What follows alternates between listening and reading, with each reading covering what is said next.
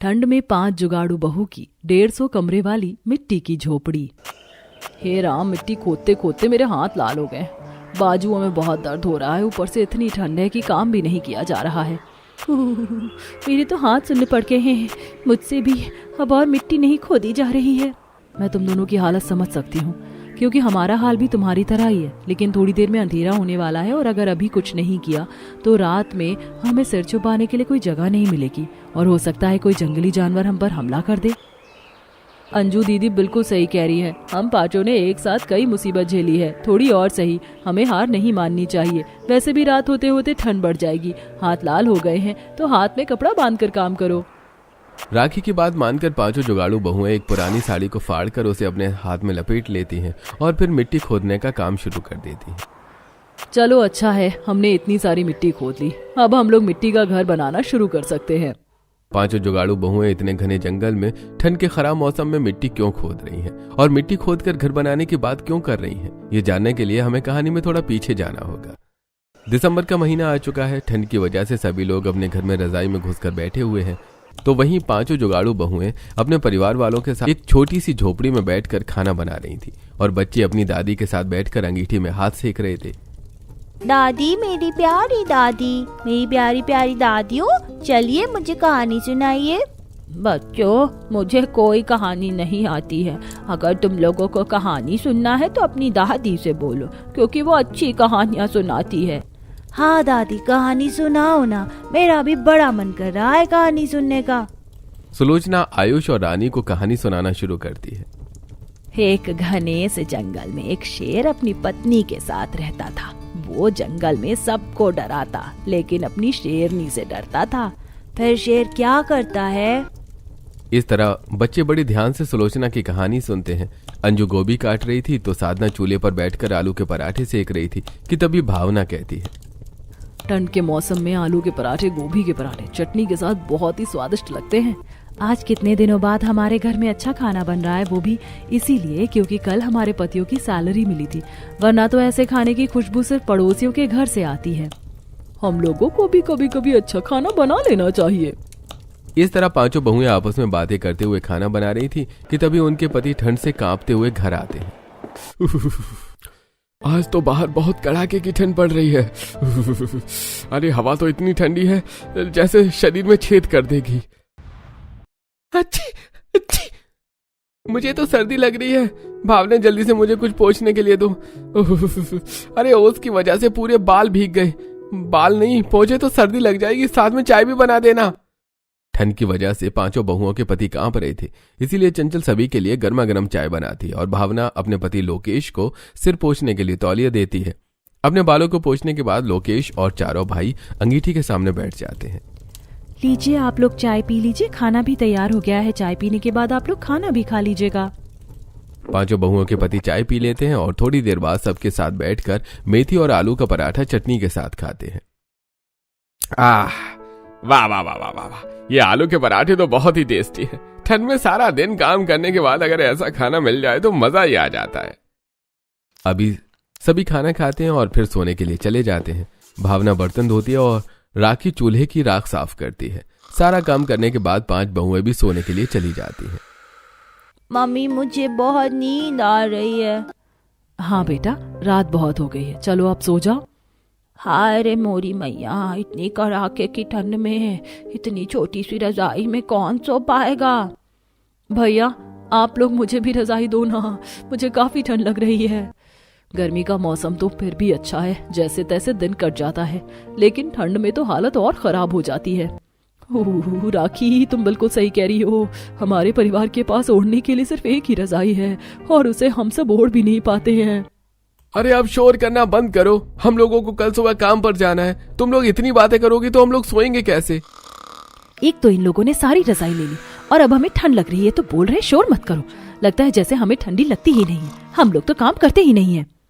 चंचल, बच्चों की तरह रजाई के लिए लड़ने से अच्छा है कि हम लोग अपनी पुरानी साड़ियों को एक के ऊपर एक रखकर उसके कोने टाक देते हैं और उसी को ओढ़कर सो जाते हैं। ये आइडिया तो मुझे भी अच्छा लग रहा है। फिर पांचों बहुएं मिलकर अपनी अपनी पुरानी साड़ी निकालती हैं और फिर उसे ओढ़कर सोने लायक बना देती हैं। अरे वाह, ये जुगाड़ तो सच में रजाई से भी अच्छी है। इसमें हमें ठंडी भी नहीं लगेगी और बच्चे भी आराम से सो जाएंगे। पांचों बहुएं चिपक चिपक कर अपनी साड़ी वाली जुगाड़ू रजाई ओढ़कर सो जाती हैं और अगली सुबह कल रात तो हम लोग जैसे तैसे सो गए, लेकिन मुझे सर्दी हो गई है। अच्छू अच्छू। दीदी, आपकी तबीयत तो सच में काफी खराब है। मैं एक काम करती हूँ, जंगल जाकर लकड़ियाँ काट कर लाने के लिए आज सर्दी भगाने के लिए कुछ जड़ी बूटी भी ले आऊंगी। फिर उससे काढ़ा बनाकर मैं आपको दूंगी, जिससे आपकी सर्दी भाग जाएगी। साधना और चंचल दोनों साथ मिलकर जंगल में लकड़ी काटने के लिए चली जाती हैं। साधना लकड़ी काटती है तो वहीं चंचल काढ़ा बनाने के लिए कुछ पौधों की पत्तियां तोड़ कर ले आती है। काम खत्म होने के बाद साधना और चंचल दोनों घर आ जाते हैं। साधना घर आते ही अंजू के लिए काढ़ा बनाना शुरू कर देती है। अरे तुम लोग इतना परेशान क्यों हो रही हो? थोड़ी सी सर्दी ही तो है, अपने आप ठीक हो जाएगी, ज्यादा परेशान मत हो। दीदी देखिए, मैंने काढ़ा बना दिया है, आप इसे पी लीजिए, इससे आपकी सर्दी ठीक हो जाएगी। साधना बिल्कुल ठीक कह रही है, आप काढ़ा पीकर आंगन में धूप सेकने के लिए बैठ जाओ, इससे आपको आराम मिलेगा।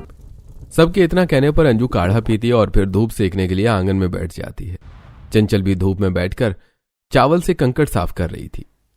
सर्दियां शुरू हुई नहीं कि तुम पांचों बहुएं फिर से आंगन में आकर बैठ गई। मुझे समझ नहीं आता कि तुम लोग 12-15 लोग होने के बाद भी एक ही झोपड़ी में भेड़ बकरियों की तरह कैसे रह लेते हो। मुझे देखो, हम लोगों के घर पर सिर्फ 2 लोग हैं, लेकिन रहने के लिए 5 कमरे हैं। इस तरह से आंचल 5 जुगाड़ू बहुओं का काफी मजाक उड़ाती है। आंचल की बात से गुस्सा होकर चंचल, आपके घर में 5 कमरे हो या 10 कमरे, हमें उससे कोई मतलब नहीं है। बेवजह में ताना मारना बंद कीजिए। तुम तो सिर्फ जबान की ही तेज हो। तुम 5 जुगाड़ बहुओं को इतना जुगाड़ आता है तो अपने लिए बड़ा घर क्यों नहीं बना लेती? मेरे घर पर तो बड़ा सा पूजा घर है। किचन में डबल डोर वाला फ्रिज, 4 मुंह वाला चूल्हा, हीटर, सब कुछ लगा हुआ है। मैंने कहा ना आंचल भाभी, हमें आपके घर से कोई मतलब नहीं है। आप अपने बड़े से घर में रहो ना, हमें क्यों सुना रही हो? देखना, एक दिन हमारे पास भी 150 कमरे वाली मिट्टी की झोपड़ी होगी। अच्छा मजाक है, तुम सपने देखो, क्योंकि रहना तो तुम्हें एक टूटी फूटी झोपड़ी में ही है। इस तरह आंचल और चंचल के बीच में काफी लड़ाई हो जाती है। मामला और बिगड़ता उससे पहले आंचल की सास उसे घर पर बुला लेती है और भावना चंचल को घर बुलाती है। चंचल, मैंने तुम्हें कितनी बार समझाया है, आंचल भाभी से मुंह मत लगाया करो। वो बहुत ही घमंडी औरत है। दीदी, मुझे कोई शौक नहीं है उससे उलझने का। वो जब देखो हमारे परिवार की बुराई करती रहती है और मुझे ये चीज पसंद नहीं है। गुस्सा छोड़ो, देखो हमारी झोपड़ी का छप्पर उड़ गया है, जिस वजह से ओस से भीकर पूरा चूल्हा खराब हो गया है। अरे भावना, चंचल, तुम लोग ऐसे बातें क्यों कर रही हो? हमें अभी खाना भी बनाना है, जल्दी करो तुम लोग और नदी के पास से मिट्टी ले आओ। चंचल और भावना दोनों फावड़ा लेकर नदी के किनारे जाकर मिट्टी खोदती हैं। वहीं ठंडी ठंडी हवाएं चल रही थी। इतनी ठंडी हवा चल रही है, मिट्टी खोदने से पहले हम यहाँ जम ना जाएं। मिट्टी खोदने के बाद दोनों बहुएं मिट्टी लेकर घर आ जाती हैं। भाभी, आप लोग मिट्टी खोदकर थक गई होंगी, थोड़ा आराम कीजिए, मैं तब तक मिट्टी से चूल्हा ठीक कर देती हूँ। ठीक है, वैसे भी मैं काफी थक गई हूँ। राखी मिट्टी में थोड़ा थोड़ा पानी डालकर उसे मिलाती है। हाय राम, ये पानी कितना ठंडा है। राखी जैसे तैसे मिट्टी को गीला करती है और फिर चूल्हे पर लेप देती है। चूल्हे की दरारों पर मिट्टी लगाने के बाद चूल्हा ठीक हो जाता है। देखते ही देखते शाम हो जाती है और 5 बहुओं के पति घर आ जाते हैं। राखी, खाना बनाया या नहीं? आज मुझे बहुत जोरों की भूख लगी है, जल्दी से खाना दो। यश जी, अभी तो खाना बना नहीं है क्योंकि आज चूल्हा ओस से भीकर खराब हो गया था। आप थोड़ी देर रुक जाइए, मैं खाना बना कर देती हूँ। साधना फटाफट से सब्जियां काट देती है और भावना रोटी बेलती है और अंजू रोटी सेकती है। रोटी बन जाने के बाद राखी जल्दी से सब्जी बना देती है। 5 जुगाड़ू बहुएं एक साथ मिलकर फटाफट से सारा खाना बना देती हैं और सबको खाने के लिए दे देती हैं। खाना खाने के बाद अरे घर के अंदर ही ठंडी ठंडी कहाँ से आ रही है ये? आपको दिख नहीं रहा देवर जी, ये ठंडी ठंडी हवा आपके सिर के ऊपर से आ रही है। हमारी झोपड़ी का छप्पर उड़ गया है और दीवारों में भी दरार हो गई है, वहीं से हवा घुस रही है। मेरे 5 भाई दूसरों का घर बनाते हैं, लेकिन हमारे घर की हालत इतनी खराब है। अरे तुम तो जानती हो ना तन्वी, हमें सुबह सुबह ही काम पर जाना पड़ता है, इसलिए हमें घर ठीक करने का टाइम ही नहीं मिलता। तन्वी, तुम अपने भैया को क्यों परेशान कर रही हो? तुम्हारी 5 जुगाड़ भाभियां हैं ना, हम लोग अपने जुगाड़ से इस परेशानी को भी दूर कर देंगे। मेरे पास एक आइडिया है। कैसा आइडिया दीदी, मुझे भी बताइए। अभी नहीं, मैं तुम लोगों को अपना आइडिया सुबह बताऊंगी, अभी रात बहुत हो गई है, सो जाओ। ठंडी ठंडी हवाएं रात भर घर के अंदर आती हैं, जिस वजह से परिवार में कोई भी ठंड की वजह से सो नहीं पाता। और अगली सुबह कल मैं रात भर ठंड की वजह से सो नहीं पाई। मेरी आंखों के नीचे काले गड्ढे हो गए। अंजू दीदी, अब तो बता दीजिए कि कल रात आप किस जुगाड़ की बात कर रही थी। भावना, एक काम करते हैं, नदी के पास से मिट्टी और थोड़ा गोबर लाकर घर की टूटी हुई दरारों को मिट्टी से भर देते हैं। साथ में छत के छप्पर को भी मिट्टी गोबर से लीप देंगे तो हमारा पक्का मिट्टी का घर बन जाएगा। अरे वाह दीदी, आपका आइडिया तो बड़ा अच्छा है। मैं, चंचल और राखी दीदी जाकर मिट्टी ले आते हैं। आप और भावना दीदी गोबर लेकर आ जाइए। 3 बहुएं जाकर मिट्टी लेकर आती हैं और 2 गांव के तबेले से मुफ्त में गोबर लेकर आ जाती हैं। घर आने के बाद 5 जुगाड़ू बहुएं मिट्टी और गोबर को अच्छे से मिलाती हैं और फिर घर की दीवारों को दरारों को भरना शुरू कर देती हैं। घर की दीवारें तो ठीक हो गई, हाँ बस हमारी झोपड़ी का छप्पर ठीक करना बाकी है। अंजू और चंचल मिलकर झोपड़ी की छत पर चली जाती हैं और वहां जाकर गोबर मिट्टी से अच्छे से पूरी छत को लेप देती हैं। इस तरह उनकी टूटी फूटी झोपड़ी सुंदर से मिट्टी के घर में बदल जाती है। चलो अब कम से कम घर के अंदर ठंडी हवाएं तो नहीं आएंगी। अरे बहुओं, ठंडी हवा तो नहीं आ रही, लेकिन मुझ बुढ़िया को ठंड तो अभी भी लग रही है। जरा अंगीठी जला देना। चंचल दादी सास के कहने पर अंगीठी जला देती है। घर की दीवारों और छत पर मिट्टी लगी होने की वजह से कुछ ही देर में पूरा घर गर्म हो जाता है, जिससे सभी को काफी खुशी होती है। 5 बहुओं के पति भी घर आ जाते हैं। अरे वाह, घर आकर कितना अच्छा लग रहा है। ऐसा लग रहा है जैसे घर में हीटर जल रहा हो। नहीं बेटा, घर में कोई हीटर नहीं चल रहा। ये सब तो मेरी 5 जुगाड़ू बहुओं का कमाल है। आप बिल्कुल सही कह रही हो माँ, आपकी 5 बहुएं कमाल हैं। उनका बस चले तो हमारे लिए वो 150 कमरे वाली मिट्टी की झोपड़ी भी बना सकती हैं। इस तरह परिवार वाले 5 बहुओं के इस जुगाड़ की काफी तारीफ करते हैं और फिर सभी खाना पीना खाकर सो जाते हैं। आज क्योंकि घर काफी गर्म था और ठंडी हवाएं भी घर के अंदर नहीं आ रही थी, इसीलिए सभी बहुत अच्छे से सोते हैं। और अगले दिन राखी, उठो भी, सुबह हो गई है। हमें पानी भरने के लिए जाना है। अभी नहीं गए तो पानी भरने के लिए लंबी लाइन लगानी पड़ेगी। मैं उठ गई दीदी, चलिए चलते हैं पानी भरने के लिए। बाल्टी लेकर आगे जाओ, मैं पाइप लेकर पीछे से आती हूँ। साधना बाल्टी लेकर टैंकर के सामने पानी लेने के लिए आ जाती है। तभी आंचल भी अपनी 2-3 बाल्टी लेकर पानी भरने के लिए आती है। साधना को देखकर आंचल, साधना, मुझे पहले पानी ले लेने दो। वैसे भी तुम्हें तो पूरे कस्बे के लिए पानी भरना पड़ेगा, तुम्हारा परिवार इतना बड़ा जो है। मैं तो तुमसे पहले आई हूँ, मैं पहले पानी भरूंगी। मैं कितने लोगों के लिए पानी भरती हूँ, इससे तुम्हें क्या मतलब। तुम अपने काम से मतलब रखो और अपनी बारी आने का इंतजार करो। हाँ, उस चंचल की तरह साधना की जुबान भी कैंची की तरह चलती है। चलो अच्छा, ऐसे पानी भरने देती हूँ। अभी जब 10 बाल्टी पानी भरकर घर ले जाने में हालत खराब होगी, तब इसका दिमाग सही होगा।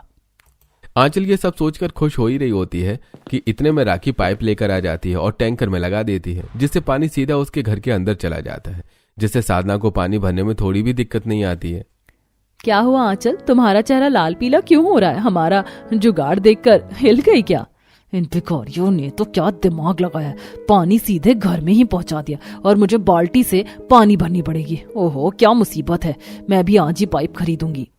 साधना और राखी को आराम से पानी भरता देखकर आंचल गुस्से में तमतमा जाती है। वहीं घर पर पता है चंचल, आज तो आंचल की बोलती बंद हो गई। हर बार की तरह इस बार भी वो हमें ताना दे रही थी, लेकिन हमारा पाइप वाला जुगाड़ देखकर उसकी बोलती बंद हो गई। सच में? तब तो मजा आ गया। अच्छा हुआ उस दिन भावना दीदी ने कबाड़ वाले से सस्ते में पाइप खरीद कर उसमें टेप लगाकर ठीक कर दिया। कम से कम हम पानी भरने की मुसीबत से बच गए। इस तरह 5 जुगाड़ू बहुएं अपने जुगाड़ से अपने परिवार को चला रही थीं। ऐसे कुछ दिन बीतते हैं। फिर एक दिन बिल्डिंग वाली साइट पर जहां 5 जुगाड़ू बहुओं के पति काम करते थे, एक मजदूर, अरे हमारे मालिक सुंदरलाल जी कितने अच्छे हैं। हम मजदूरों के बारे में कितना सोचते हैं, लेकिन उनका बेटा रॉकी 1 नंबर का बिगड़ेल लड़का है। जुगाड़ू बहुओं के पति एक बिल्डर के पास घर बनाने का काम करते थे, जहां उनके साथ और भी मजदूर काम करने के लिए आते थे, जिनमें से कुछ औरतें भी होती थी। सभी घर बनाने के काम पर लगे हुए थे कि रॉकी साइट पर आता है और एक औरत की कलाई पकड़ता है। क्या बात है रानी, तुम्हारी कलाई तो कितनी नाजुक है। इतने नाजुक हाथों से पत्थर उठाने का काम करना अच्छी बात नहीं है। तुम मेरे साथ चलो, मैं तुम्हें अच्छा काम दूंगा।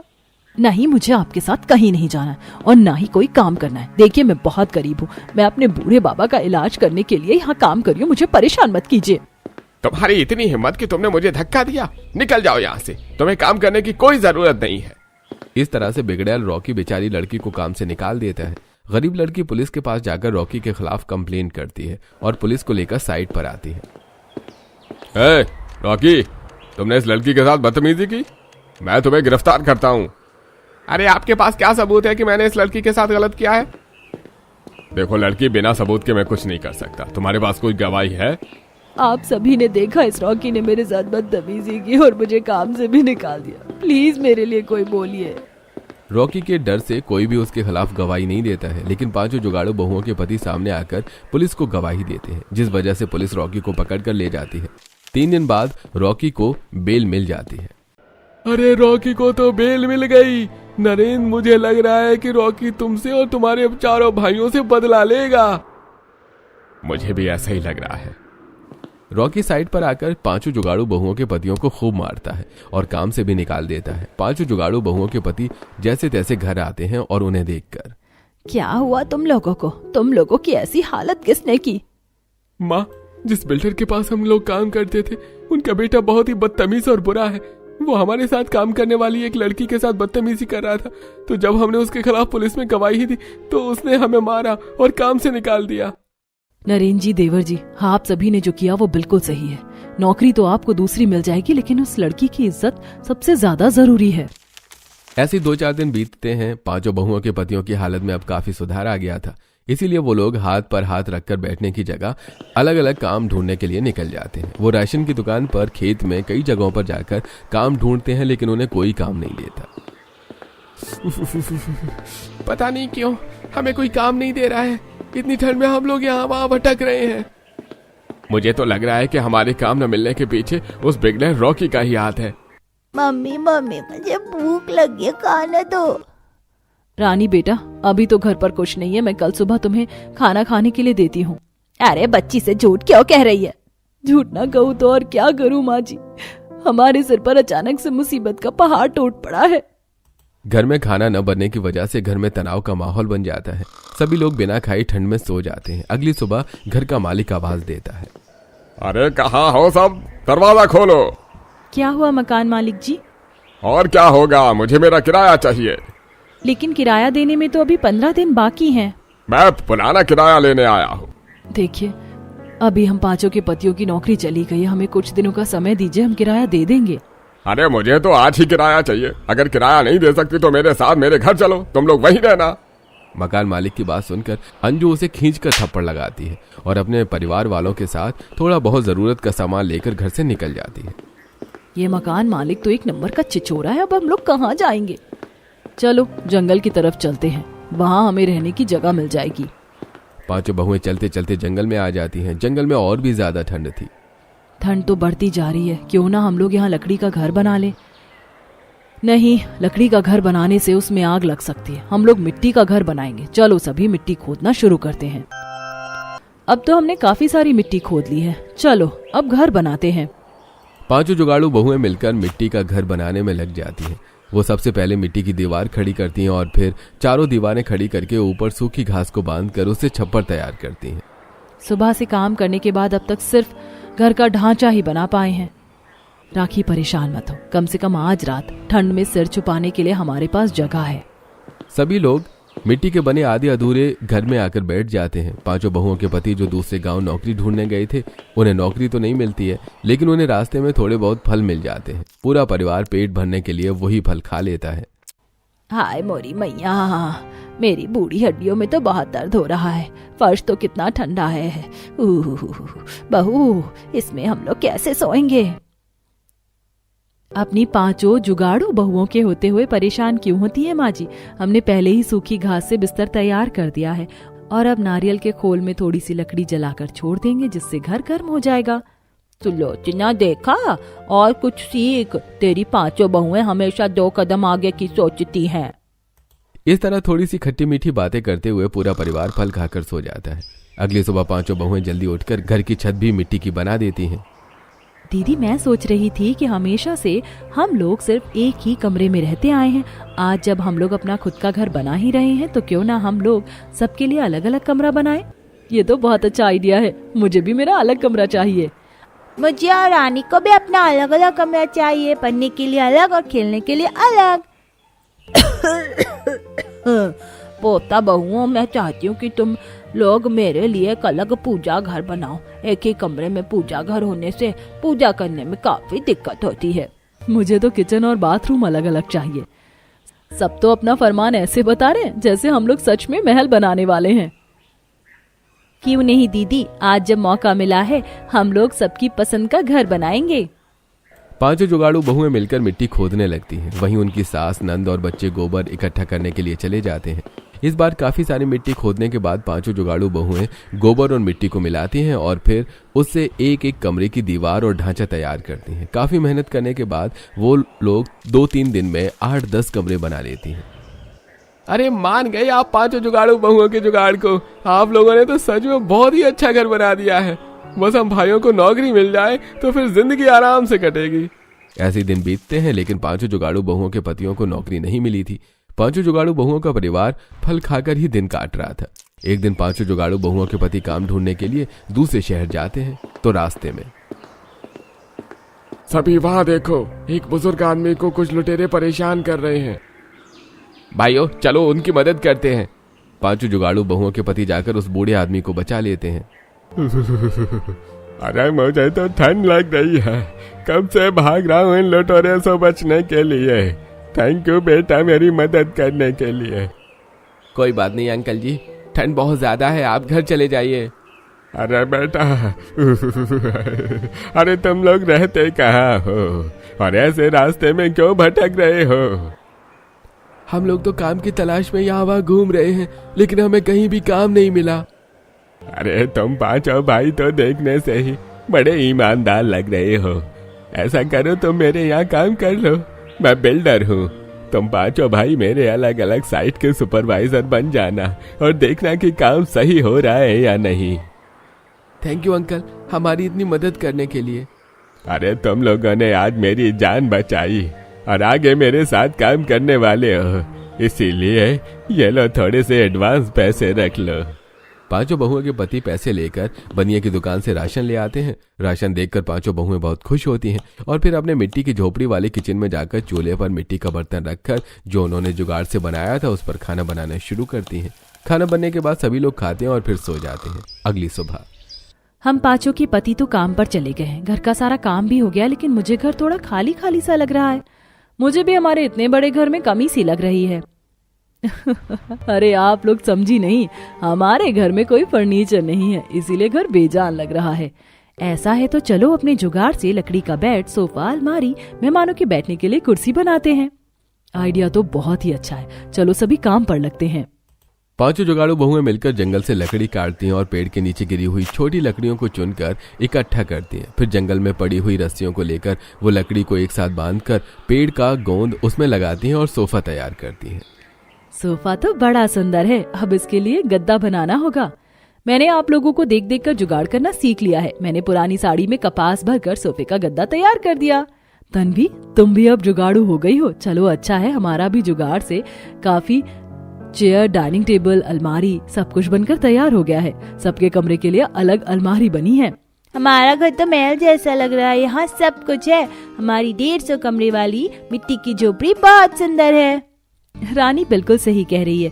एक एक करके हमने 150 कमरे वाली मिट्टी की झोपड़ी बना दी और चंचल तुमने इसमें मंडला डिजाइन बनाकर इसे और खूबसूरत बना दिया है। 150 कमरे वाली मिट्टी की झोपड़ी में पांचों जुगाड़ू बहुएं आराम से रहती हैं। अच्छे से काम करने की वजह से उनके पतियों को भी उनका नया मालिक अपना मैनेजर बना लेता है, जिससे धीरे धीरे उनके घर की हालत सुधर जाती है और उनके मिट्टी के घर पर सारे मॉडर्न सामान आ जाते हैं। एक दिन हमारी 150 कमरे वाली मिट्टी की झोपड़ी में सब कुछ पहले से है। भंडार घर में पहले से ही सारा राशन रखा हुआ है, इस वजह से हमें बाहर जाने का मौका ही नहीं मिलता। ऐसी बात है तो तुम लोग बाजार चली जाओ, वहाँ से कुछ ताजी सब्जियाँ खरीद कर ले आना। सास की बात मानकर पांचों बहुएं सब्जी खरीदने के लिए बाजार चली जाती हैं, जहां उनकी मुलाकात उनकी पुरानी पड़ोसी आंचल से होती है। क्या हुआ पांचों जुगाड़ू बहू, आजकल कहाँ रह रही हो? तुम लोग तो सड़क पर आ गई होगी। हाँ, तुम बिल्कुल सही कह रही हो। तुम हमारा घर देखना नहीं चाहोगी? मैं तो देखना चाहती हूँ तुम लोग कहाँ रहती हो। ऐसा है तो फिर चलो हमारे साथ। आंचल पांचों जुगाड़ू बहुओं के साथ 150 कमरे वाली मिट्टी की झोपड़ी के सामने आ जाती है, जिसे देखकर उसकी आंखें फटी की फटी रह जाती हैं। आंचल ऊपर से नीचे, दाएं से बाएं घर को अच्छे से देखती है। अंदर आओ, चाय पी कर जाना। आंचल जब 150 कमरे वाली मिट्टी की झोपड़ी के अंदर आती है तो अंदर का नजारा देखकर उसकी आंखें बड़ी हो जाती हैं, क्योंकि मिट्टी के घर के अंदर महंगे झूमर और सुंदर सुंदर पेंटिंग्स लगी हुई थी। हर जगह हीटर और किचन में मॉडर्न चूल्हा, फ्रिज, ओवन सब कुछ रखा हुआ था। तो आंचल, तुम्हें कैसा लगा हमारा घर? आप लोगों का घर तो कमाल का है। मैं मान गई आप पांचों जुगाड़ू बहुओं के जुगाड़ को। मुझे माफ कीजिएगा, पहले मैंने आप लोगों के साथ बुरा बर्ताव किया। कोई बात नहीं आंचल, लेकिन जैसे तुमने हम गरीबों का मजाक उड़ाया, आगे से कभी किसी और के साथ ऐसा मत करना।